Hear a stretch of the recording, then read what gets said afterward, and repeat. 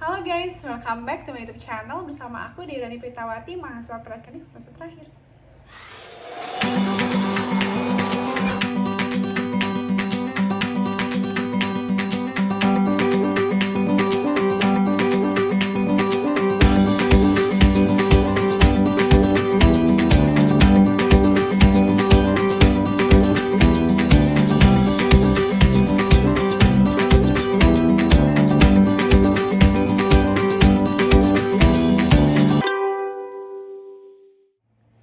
Untuk teman-teman yang baru datang di channel aku, halo, selamat datang. Perkenalkan, nama aku Deirani Pritawati dan ini YouTube channel aku. Di sini tempat aku berbagi cerita mengenai kasus-kasus kedokteran, sejarah kedokteran, fakta-fakta medis, info kesehatan, dan pastinya yang selalu update dong. Nah, buat teman-teman yang baru datang juga, jangan lupa untuk subscribe channel ini and turn notification on supaya teman-teman selalu dapat update kalau aku upload video terbaru. Oke, let's enjoy the video. Di sini aku punya kasus nih guys. Ada sebuah keluarga. Dia memiliki 5 orang anak dan kelima dari anaknya ini tumbuh dan berkembang secara normal. Dan suatu tahun mereka memutuskan untuk memiliki anak lagi. Dan adalah anak keenam. Anak keenam ini berjenis kelamin perempuan. Nah, dia lahir pada tahun 1953. Anak perempuan yang paling muda ini memiliki 3 saudara laki-laki dan 2 saudara perempuan. Nah, tapi anak keenam ini bukan anak keenam biasa. Karena ketika gadis ini lahir, gadis ini memiliki berat badan sebesar 8 pounds 14 ounce. Dan perkembangan dan pertumbuhan gadis ini terus meningkat pesat ketika masih bayi. Hingga ketika berusia 5 bulan, telah terjadi perkembangan dari payudara yang merupakan bagian dari karakteristik seksual sekunder pada wanita. Pada usia 5 bulan ini, sang gadis telah mengalami perkembangan di bagian payudara, di mana telah terdapat perkembangan dari areola dan nipple. Pada bagian areola dari gadis ini telah lebih pigmented dan areolanya pun telah mature. Dan ketika usia masuk lagi ke 9 bulan, gadis ini mengalami menstruasi yang pertama selama 2 hari, dan ketika usia 11 bulan mengalami menstruasi yang kedua. Nah, penasaran gak sih, kok ada ya perempuan masih bayi nih, usianya 9 bulan, tapi dia udah menstruasi? Mungkin bagi sebagian orang yang baru mengenal tentang kasus ini akan menjadi kasus yang aneh, fenomenal, dan tidak masuk akal. Tapi ini benar-benar ada di dunia medis. Dan kita akan membahasnya pada kesempatan kali ini.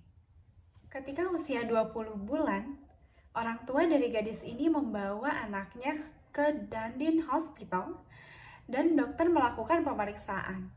Dari hasil pemeriksaan diperoleh dari facial expressions dari gadis ini telah tampak lebih dewasa daripada usianya. Dan dari bone skeletalnya diperoleh usia dari bone-nya ini telah mengalami maturasi yang lebih pesat daripada usia kronologisnya. Dari pemeriksaan yang diperoleh oleh dokter pun, pada gadis ini ditemukan adanya tanda-tanda seks sekunder yang telah mencapai maturasi. Dan dokter pun akhirnya melakukan sebuah pengambilan kesimpulan di mana pada pasien ini mengalami idiopathic constitutional puberty. Nah, dari pemeriksaan awal ini, dokter masih memberikan kesimpulan mengenai idiopathic constitutional puberty. Lalu selanjutnya, gadis ini dikembalikan ke rumah. Dan pada usia 27 bulan, gadis ini kembali melakukan assessment di rumah sakit.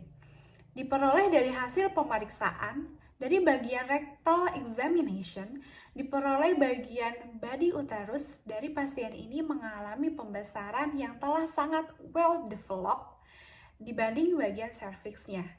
Dan dari pemeriksaan radiologi diperoleh Pada pasien ini, bagian left ovary tampak lebih besar daripada bagian right ovary, di mana ovarium ini merupakan salah satu induk telur yang mampu menghasilkan ovum.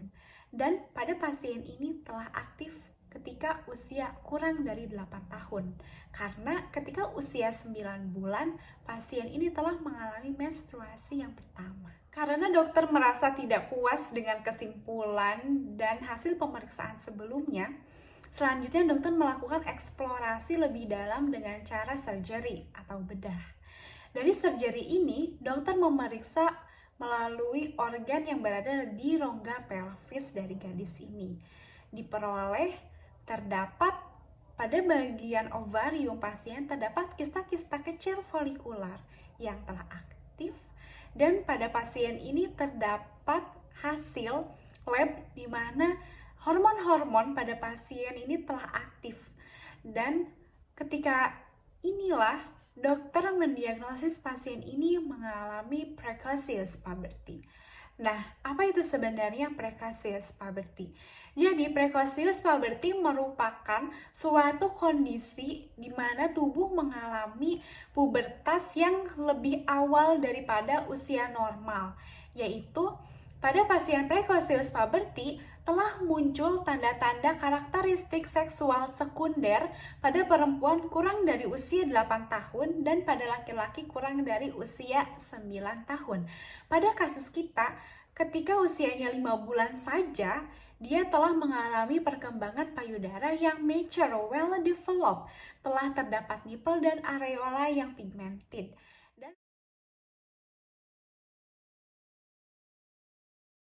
Dan ketika usia 9 bulan telah mengalami first menstruation.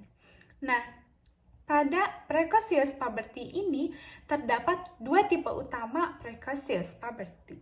Yang pertama, central precocious puberty merupakan pubertas yang awal yang terjadi karena abnormalitas dari aksis hipotalamus, pituitari, dan kelenjar gonad.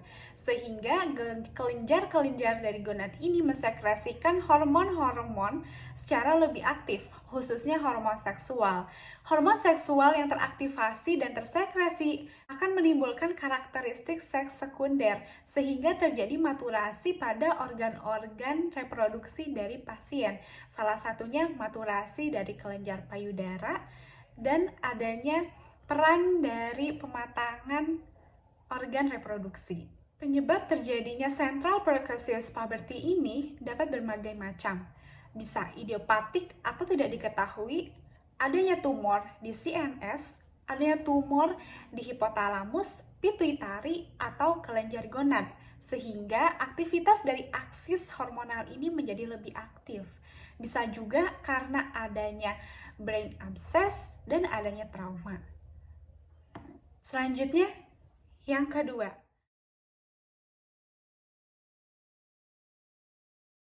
peripheral precocious puberty, yaitu timbulnya karakteristik seks sekunder pada wanita maupun laki-laki, tetapi tanpa adanya aktivasi dari aksis hormonal hipotalamus, pituitari, dan kelenjar gonad. Pada orang-orang yang mengalami peripheral precocious puberty ini lebih jarang terjadi daripada orang-orang yang mengalami central precocious puberty. That's all sedikit tentang kasus mengenai precocious puberty, yaitu proses pubertas yang terjadi lebih awal. Semoga teman-teman terus penasaran mengenai kasus-kasus medis yang terjadi di dunia kita. That's all mengenai kasus kita hari ini mengenai precocious puberty. Kalau misalnya teman-teman penasaran mengenai apa saja kasus-kasus medis lainnya, stay tune on my YouTube channel and see you in my next video.